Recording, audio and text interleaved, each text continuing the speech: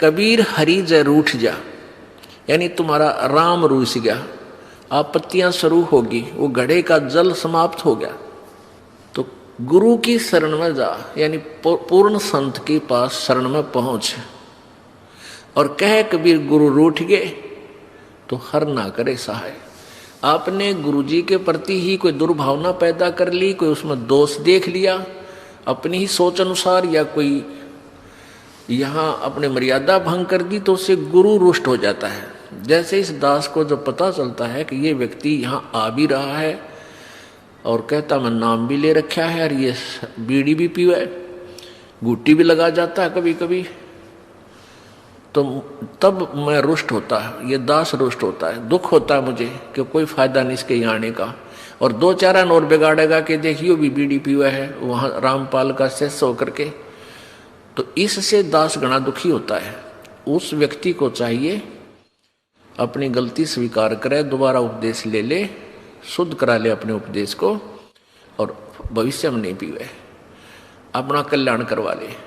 तो इससे दास दुखी होता है। कोई आन उपासना कर लेता है तो भी दास दुखी होता है कि नहीं, आप पतिव्रता पद पर नहीं रहे, भगवान आपको मदद करेगा नहीं। फिर लाभ क्या होगा यहाँ धक्के खान का, यहाँ आने का कोई लाभ आपको नहीं प्राप्त होगा। आपने यहाँ आए हो तो लाभ प्राप्त करो मालिक का, ऐसा लाभ दे देगा आप सोच भी नहीं सकते। आप चक्कर में पड़ जाओगे, क्या परमात्मा सचमुच ऐसे सुख दिया करता है, सुना करते थे, लेकिन आप यहाँ देखा करोगे, आप यहाँ महसूस करोगे। तो क्या बताते हैं, जय इब के सतगुरु मिले, सब दुख आँखों रो, चरणों ऊपर शीस धरूं, कहूं जो कैडी हो।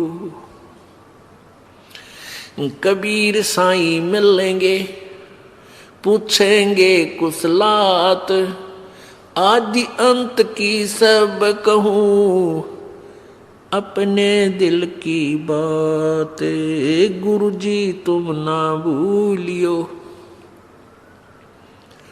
चाहे लाख लोग मिल जाएं, हमसे तुमको बहुत हैं, तुमसे हमको नाई, तुमरे विसारे क्या बने, मैं किसकी शरण में जाऊं। शिव ब्रंश मुनि नारदा, इनके हृदय न समाऊं, अवगुण किए तो बहुत किए, करत न मनी हार, बावे बंदा बख्श दियो, बावे गर्दन उतारे। अवगुण मेरे बाप जी, बख्शो गरीब नवाज, जो मैं पूत कपूत हूँ, बहुर पिता को लाजे, मैं अपराधी जन्म का, नख सिक भरे विकार, तुम दाता दुख भंजना, मेरी करो संभार। राम कृष्ण से कौन बड़ो, उन्हों भी गुरु कीने, तीन लोक के वे धनी, गुरु अग अधीन। परमपिता परमात्मा कहते हैं कि तुम राम कृष्ण को तो बहुत शक्तिशाली सुप्रीम परमात्मा मानते हो, इनसे बड़ा तुम किसी को नहीं मानते, लोक वेद के आधार पर। उसी उद्देश्य से परमात्मा समझाना चाहते हैं उन्हीं को उदाहरण दे करके कि तुम्हारी दृष्टि में राम कृष्ण जी से कोई बड़ा नहीं। तो उन्होंने भी गुरु बनाया। श्री रामचंद्र जी ने ऋषि वशिष्ठ जी को गुरु बनाया और श्री कृष्ण जी ने दुर्वासा जी को अपना गुरु बनाया, आध्यात्मिक गुरु। संदीपनी ऋषि उनके केवल अक्षर ज्ञान कराने वाले गुरु थे, जैसे शिक्षक होते पढ़ाया करें, और आध्यात्मिक गुरु दुर्वासा जी थे। तो परमात्मा हमें ये बताना चाहते हैं कि राम कृष्ण से कौन बड़ा, और उन्होंने भी गुरु कीन, और तीन लोग के वे धनी, तीन लोग के मालिक, गुरु आगे अधीन। यानी हमने आपने अभी सोचने की कोई आवश्यकता ही नहीं रही। जब राम कृष्ण जी को आप बड़े भगवान मानते हो और उन्होंने भी गुरु बनाकर ही अपना कल्याण समझा, यानी स्वर्ग तक जाने का भी उनका जो कार्य था, वापस जाने वाला काम भी उन्हीं गुरुओं से बना। तो फिर आम व्यक्ति कौन से खेत की मूली है भाई, उसकी क्या बुनियाद है कि वो गुरु बिना बात उसकी बन जाएगी। तो इसलिए एक तो ये पॉइंट क्लियर हो गया कि गुरु जी का होना अति आवश्यक है। फिर परमात्मा कहते हैं गुरु जी अब तुम क्या करते हो, राधे राधे श्याम मिला दे, हरे कृष्ण हरे राम हरे कृष्ण। कहते हैं 3 लोक सब राम जपत हैं और जान मुक्ति को धाम। और श्री रामचंद्र जी ने वशिष्ठ गुरु किया, उन्होंने दिया उनको ओम नाम। बता ले भाई, कर ले के करे।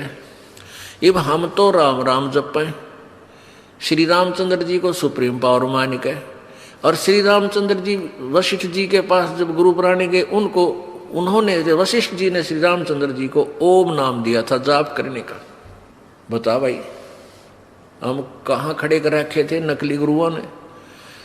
अब वो जिस नाम राम माना वो तो ओम का नाम जाप करे, हम राम राम करें। जैसे कोई व्यक्ति तो लड्डू खावे राम, क्या खावे डले, कोई बात हुई या?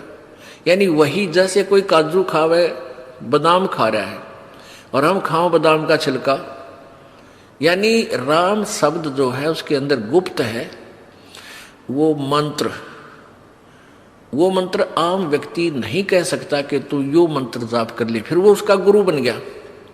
अगर किसी ने किसी को थोड़ा सा भी गुरु रूप में गाइड कर दिया तो वो ओरिजिनल गुरु से कटकर वो ऑटोमेटिक सिस्टम है कि वो गुरु बन गया।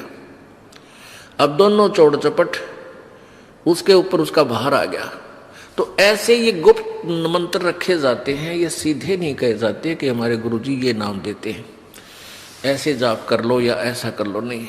इतना कह सकते हैं भाई राम नाम भज लो, राम नाम जपा करो, राम नाम ले भाई, राम नाम ले।